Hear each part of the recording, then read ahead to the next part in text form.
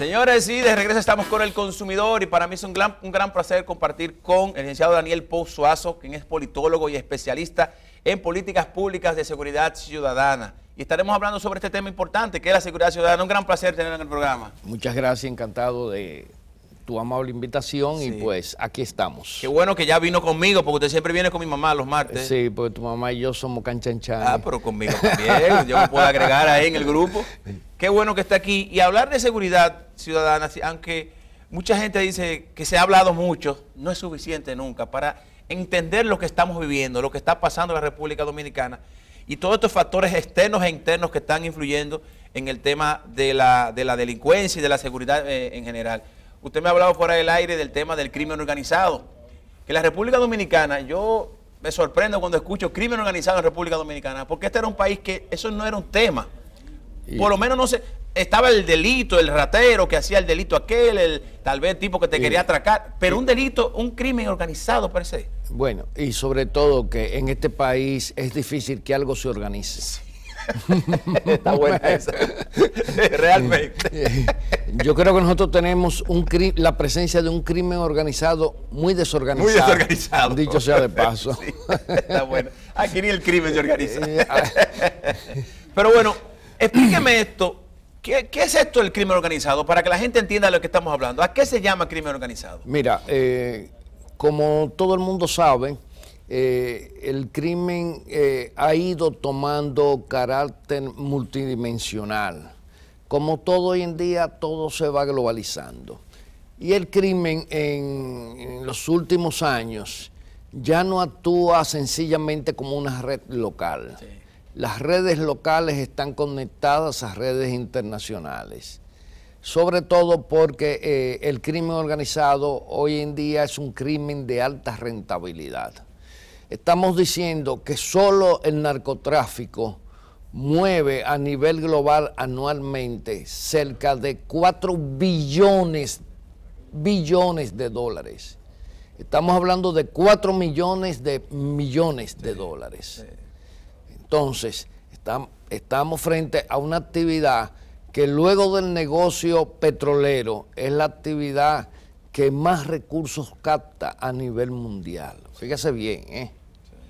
Después de eso viene la trata de personas, en fin, una variedad, tráfico de armas. El tercero de los crímenes organizados, de la actividad del crimen organizado más rentable, es el negocio de especies exóticas. O sea, sacar animales de su hábitat natural para venderlos como animales cautivos. Wow. Es un negocio de alta rentabilidad. Y usted me permite hacer un paréntesis ahí, ahora que usted menciona eso. De verdad que no tiene nada que ver con el tema, pero eso me lleva, no sé si usted vio el video de ayer, donde unas personas en Paraneiba encontraron un cocodrilo y lo mataron y se lo comieron ayer. Sí.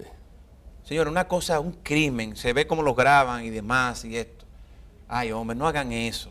No, esos animales son endémicos nuestros, están en peligro de extinción.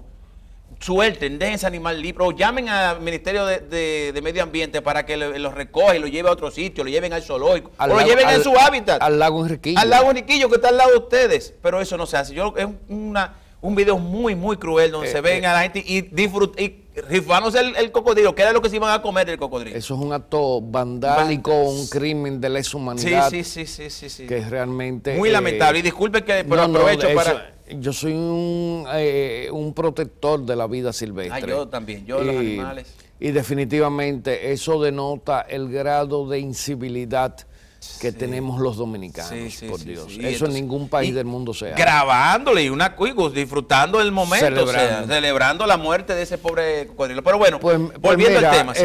Esas son las actividades fundamentales en que se mueve el crimen organizado. La gente tiene la idea que la gente que participa del crimen organizado lo que quiere es matar gente. Eso no es cierto.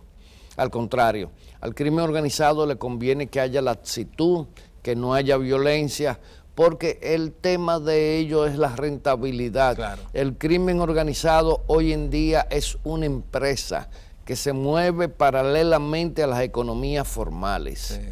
Y hay en muchos países donde se han hecho análisis interesantísimos, y eso incluye a República Dominicana. Y cuando tú buscas las cuentas del Banco Central, hay un capítulo que se llama de dinero que no tiene identificación, sí, su procedencia, pero que está en la economía, y a veces compone el 20 y el 25% de las actividades financieras. Wow. Entonces, esto indiscutiblemente, como el crimen organizado es una actividad ilegítima que se mueve por medios ilegítimos, pero que pretende todo ese dinero que maneja convertirlo en dinero legítimo, pues va localizando todas las fallas de los sistemas de controles financieros de los países, pues por ahí penetrar. Sí. Ahora, ¿qué es lo que llamamos lavado, no? Sí, lavado de activos. Lavado de activos, claro. Sí. Entonces, aquí ya tenemos una ley que prevé esa situación y impone algunas restricciones a los ciudadanos al momento de hacer uso de dinero en sumas considerables. Sí.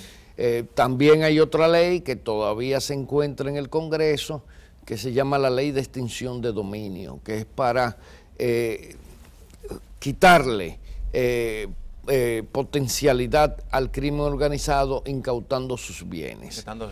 Entonces, bien, en República Dominicana la principal actividad del crimen organizado y que más nos impacta es el narcotráfico. Porque el narcotráfico es una actividad que tiene lo que se llaman rutas, y República Dominicana se encuentra en una de las rutas privilegiadas del narcotráfico. La ubicación geográfica nos da ventaja. Somos uno del Caribe, somos el país con más aeropuertos, con más puertos, que movemos más buques de carga, más aviones de carga. A 1 hora y media de Estados Unidos. A 1 hora y media de Estados Unidos, que tenemos una fuerte conexión con Europa también. Y yo les voy a poner un ejemplo sencillo para que la gente entienda y comprenda el valor de las rutas. Vamos a ver. 1 kilo de cocaína puesto en las costas venezolanas o colombianas cuesta entre 900 y $1,000. Okay. Y puesto en la ciudad de Nueva York puede costar entre 28,000 a $30,000. Toda esa diferencia de $29,000 es dinero que se va distribuyendo en la medida en que el transporte de la mercancía en el camino va agotando su distancia. Sí.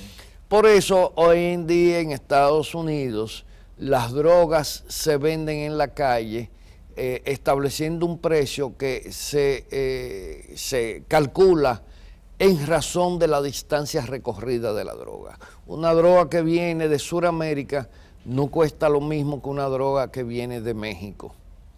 Una droga que entra por la costa oeste de Estados Unidos, cuando llega a la costa este tiene un valor que se le calcula en función del trayecto que ha tenido que recorrer. Wow. Entonces, el crimen organizado es una actividad ilegítima, pero es una actividad de un alto nivel de rentabilidad. Yo siempre he escuchado especialistas hablar del tema de que la República Dominicana, qué sé yo, décadas 70, 80, parte de los 90, servía de puente y se pagaba con dinero. O sea, correcto. Se paga con dinero, usted me ayuda, me pasa la droga para allá, pero que ya hoy día la República Dominicana también se habla de un país consumidor de drogas, que se paga con la misma droga. Por ejemplo, 100 kilos, quédate con 10, que ese es el pago. ¿Es cierto esto? Ahora se habla de la República Dominicana ya de un consumo a esos niveles. Correcto.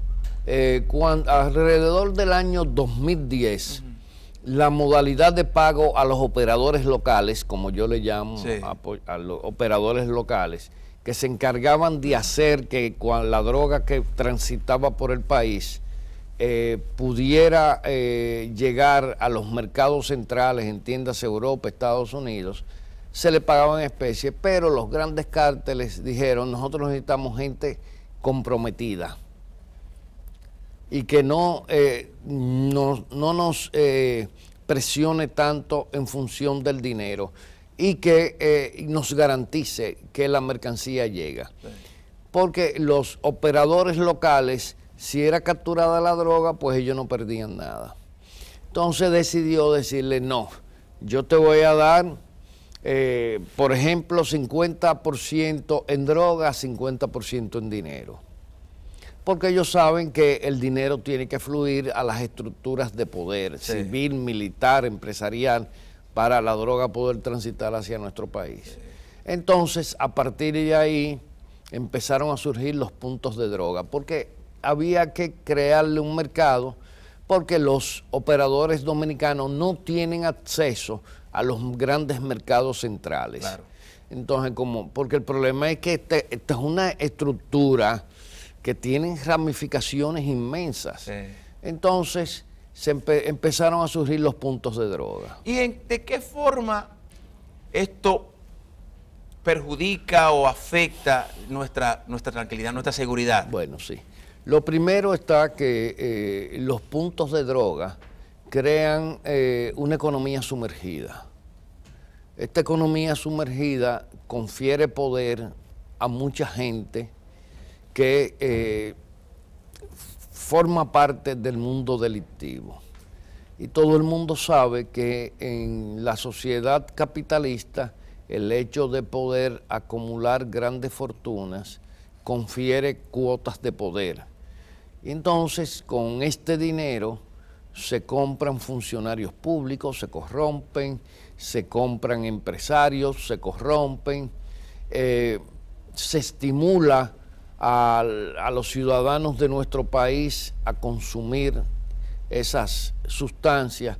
Mucha gente, y voy a hacer esta aclaración, cree que el gran mercado de las drogas solo está en los barrios deprimidos de República Dominicana. Les voy a decir que no. No, para nada. Aquí hay personas de niveles sociales altos, ponderablemente altos, que son consumidores habituales, aunque no son dependientes de la droga.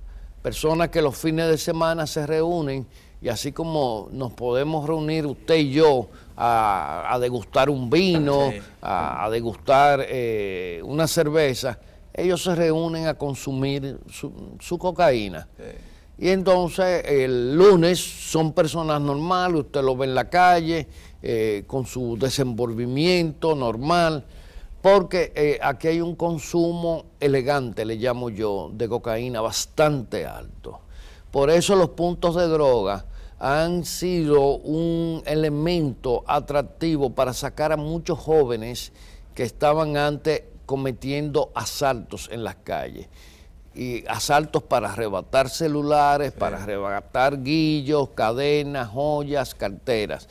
Hoy en día esos puntos de droga implican que esos jóvenes tienen ingresos asegurados. Yo he entrevistado a algunos, me han confirmado que ellos pueden ganarse en un mes 40, 50 mil pesos. Los que son delivery, que lo llevan a estas torres que quedan por aquí en los lugares donde nosotros vivimos, tienen anécdotas muy interesantes porque se convierten en el proveedor de confianza del usuario. Aquí a la gente le preocupa que lo identifiquen como consumidor social. Sí. Por eso la cocaína se consume en círculos muy estrechos, sí, de 5, 6 amigos, no más de ahí. Salvo algunas personas que le importa, que pertenecen a cierto mundo, sí, que se consideran intocables y pues casi lo hacen públicamente. Sí. Bueno, el asunto está que estos muchachos han empezado a beneficiarse de ese colchón económico.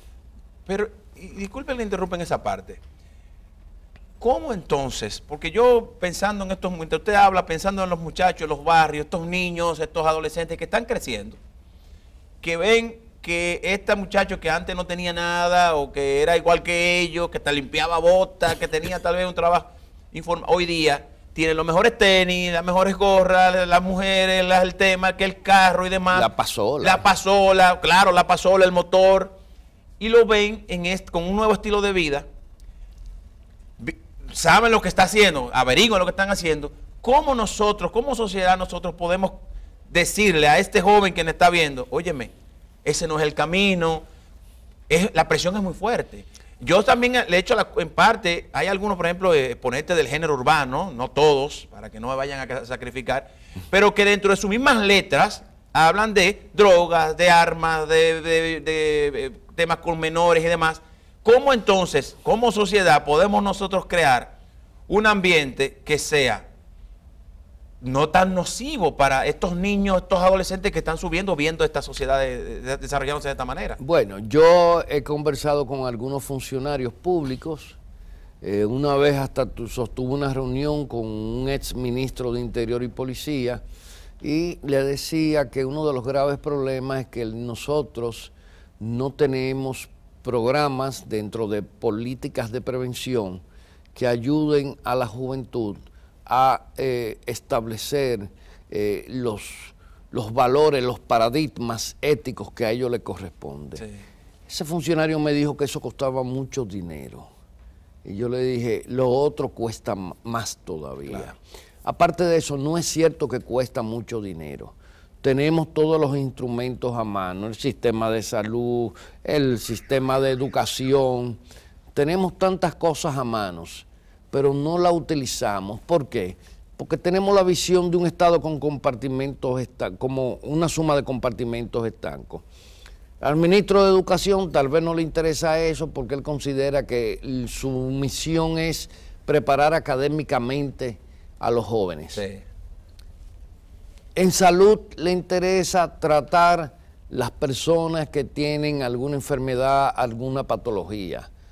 Pero señores, todos estos órganos del Estado, mancomunados en una estrategia común, resultan tremendamente importantes. Primero, porque todo el mundo va al médico. Segundo, porque todos los jóvenes, casi todos van a la escuela.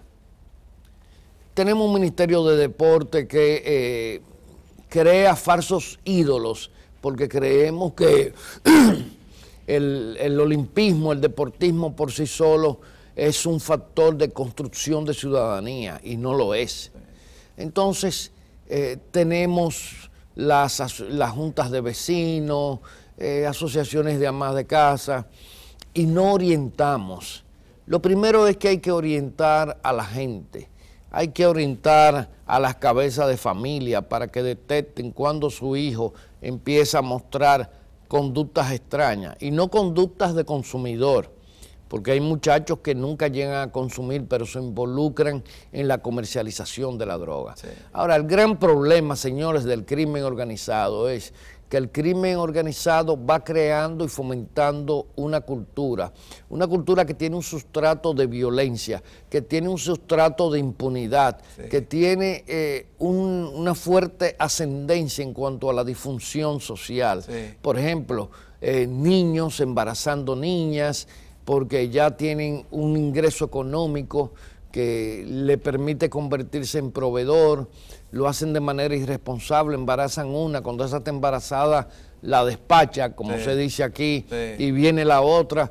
Tenemos una legión creciendo de niños, hijos de niñas, sí, que no tienen capacidad, niños con niñas, o sea, o niñas con niños, con bebés, ¿no? Y entonces eso convierte a la sociedad en un caos porque son personas que no van a poder enfrentarse a los desafíos. ¿Y cómo todas estas situaciones que estamos viviendo, que narcotráfico, que yo creo que narcotráfico, ahí se engloba todo, la gran mayoría de los problemas de lo que se refiere a seguridad ciudadana, están relacionadas con esa, porque ahora hablábamos del tipo que antes la droga se pagaba con dinero, ahora se está dejando droga en el país, pero eso ha creado también un mayor consumo de droga en el país. Y aquí tenemos adictos a las drogas de manera que roban y atracan y buscan para poder satisfacer su vicio, ¿no? Su situación. Sí, sí. Entonces estamos hablando de una situación que va de mal en peor, porque está el microtráfico, el tráfico, ¿no? Ya el macrotráfico, el tráfico más grande, pero también tenemos los consumidores de las drogas que ya necesitan delinquir para poder satisfacer esto. Es una situación un poco... Sí, y sobre todo que estamos creando un ejército de personas enfermas, una legión de personas enfermas que en términos de costo de salud pública, en lo inmediato no la estamos percibiendo. Sí. Luego es que indiscutiblemente gran parte del presupuesto de salud pública se tendrá que dirigir para brindar la ayuda que necesitan esas personas. Bueno, yo hablaba con una psicóloga amiga y me decía que ya existe hasta un ranking de colegios privados del país de renombre en donde hay mayor incidencia de drogas. Cierto. Entre los psicólogos ya tienen eso establecido y mencionan un listado de colegios en donde los jóvenes están consumiendo drogas. Yo el otro día, yo vivo cerca ahí del Parque de la Arboleda, que está en Naco, y andaba caminando, camino en ese parque, a veces doy mi vueltecita caminando, ¿no?, para hacer ejercicio, y me encuentro muchachos fumando marihuana debajo de un palomar que hay ahí, sin ningún tipo de, no es con temor ni nada, o sea, abiertamente. Entonces, estamos hablando de un problema real. Sí, mira, una de las cosas que hay que establecer que uno de los focos principales del crimen organizado es mover drogas duras. ¿Cuáles son drogas duras? Sí. ¿Cuáles son las drogas duras? Porque hay drogas duras y drogas blandas. Sí. Por ejemplo, drogas blandas son drogas como la marihuana, el hachís, que son drogas que se consumen sobre todo a través de la absorción por la vía pulmonar, que sus daños colaterales y los niveles de adicción son mucho menores que los de las drogas duras. Sí. Porque, por ejemplo, tenemos drogas duras como cocaína, como heroína, tenemos algunos opiáceos que en nuestro país son muy extraños. Pero la más peligrosa de todas, porque la dependencia es psicológica, es la cocaína. Es más fácil tú ayudar a rehabilitar a una persona que consume heroína, que la heroína pues tiene un nivel de adicción más fisiológico. Sí. Y con tratamientos bien llevados es más fácil, hay menos niveles de reincidencia que los consumidores de cocaína. Porque la cocaína entonces crea una personalidad bipolar. Sí. Que tú estabas hablando hoy temprano del tema psiquiátrico. La cocaína, al darle una nota que lo pone eufórico al individuo, asimismo lo deja caer de golpe y el individuo llega a un punto que hace un cuadro similar al de la depresión. Entonces, esta bipolaridad crea un trastorno conductual. Y este trastorno conductual puede generar en personas con adicción niveles de violencia altísimos. No tan solo porque necesiten la próxima dosis, sino porque las conductas bipolares tienen ese tipo de tendencia. Sí. Ahora, bien, ¿qué sucede con el narcotráfico como estructura criminal? Sí. Bueno, el narcotráfico como estructura criminal dirige sus esfuerzos para cooptar, para mantener bajo su dominio todas las instancias que son necesarias de una sociedad para poder garantizar el tráfico y la venta lo más ampliamente posible. Sí. Entonces, eso indica que hay esfuerzos sostenidos y mantenidos para poder lograr penetrar en las estructuras de poder. Sí. Entonces, porque el narcotráfico no tan solo desarrolla y el crimen organizado la labor del tráfico, sino también la labor de lavado de activos, porque alguna salida hay que darle a ese dinero que se genera, que son sumas increíbles. Y aprovechando ahí que usted habla de eso, que comentaba antes de irnos a la pausa, el tema de la participación de en los barrios, en los poblados y demás, de cómo estos narcotraficantes se convierten en héroes, en figuras de primer orden. Muchas veces hasta se involucran en política o apoyan a políticos, son parte de aspiraciones políticas. Y crean movimientos sociales que parecen estar dentro de los valores de una sociedad civilizada, pero no lo hacen más que como una maniobra para ocultar sus verdaderos propósitos. Pero estamos normalizando, porque cuando tú ves, por ejemplo, este muchacho que todo el mundo sabe que está en el mundo de las drogas y ahora aspira a X cargo, está diciendo, bueno, pero espérate, yo puedo hacer lo mismo y llegar a los niveles que llegué. Además, muchas veces hasta ganan, porque manejan una cantidad de dinero que en poblados como estos, que tal vez la miseria, la pobreza es muy amplia, pueden comprar muchos votos. Mira, es interesante el abordaje del impacto social de la actividad del crimen organizado y sobre todo el narcotráfico. En República Dominicana el narcotráfico tiene esfuerzos sostenidos por granjearse la confianza del ciudadano. Sí. Por eso desarrollan en los barrios más depauperados, los barrios donde hay mayor exclusión, labores importantes de asistencia social. Todo el mundo sabe que muchos de esos individuos reparten utensilios para el hogar a las señoras, le ayudan a poner un puesto de fritura si es necesario, incluso estimulan emprendedores porque eso consolida y crea una cohesión social que le permite a ellos establecer un nexo con los pobladores del barrio y mediante ese nexo pues poder encontrar un espacio más seguro para su actividad. Y muchas veces hasta le brindan seguridad, o sea, me refiero a que hay nadie delinque por ahí esa zona. Ellos establecen su orden porque ellos necesitan tener la zona calmada, fría, con pocas situaciones de tensión que pueda atraer la atención de las autoridades. Sí.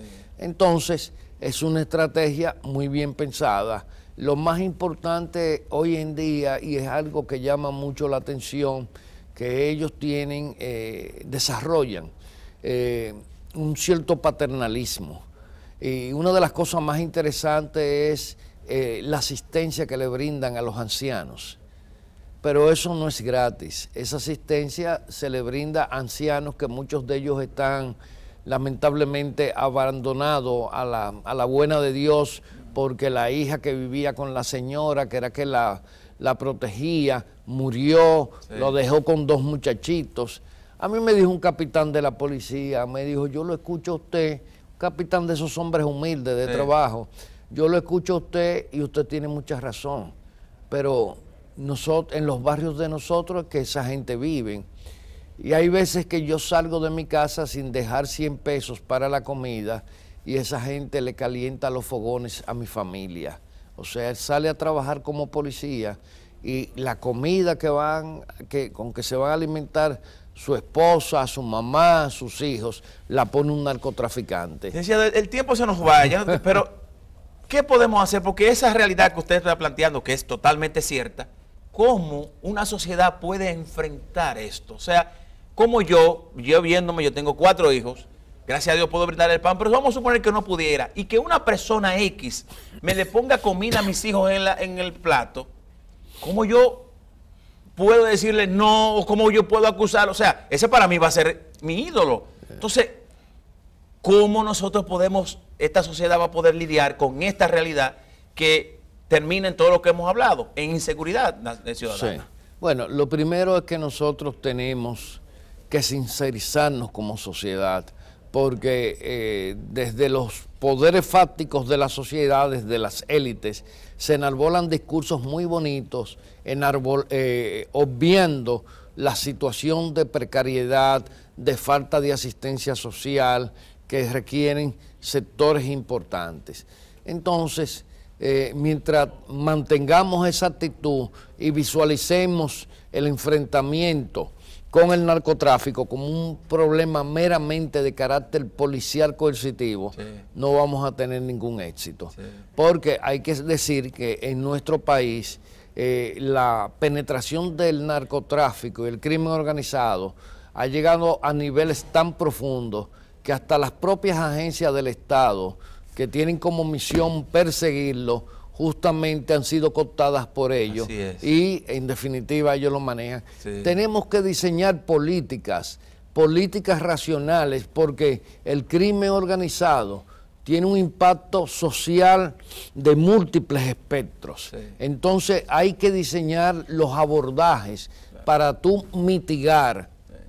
Hay que sacarse de la cabeza esas ideas de la doctrina norteamericana fracasada, de la guerra al narcotráfico. Es que el problema del narcotráfico es un problema de política criminal y de políticas sociales, con visiones militaristas y no se resuelve nada. Lo único que hace es poner más cara la droga. Claro, así es. Es más interesante el negocio.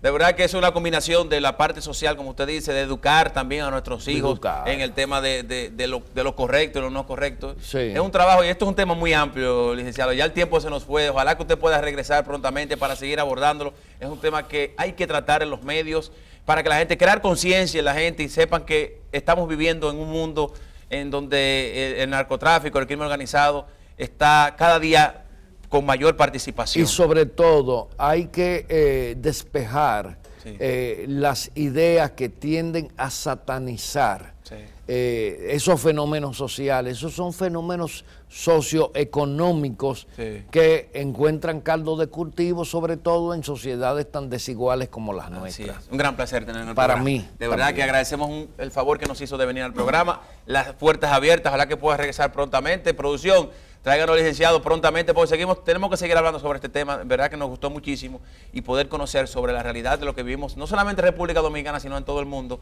en lo que se refiere al tema del crimen organizado y lo que afecta a nuestra seguridad como nación. De verdad que muchísimas gracias, licenciado. Gracias a usted. Y a todos ustedes, gracias por la atención, gracias por la sintonía. Pasen excelente resto del día. Bye bye.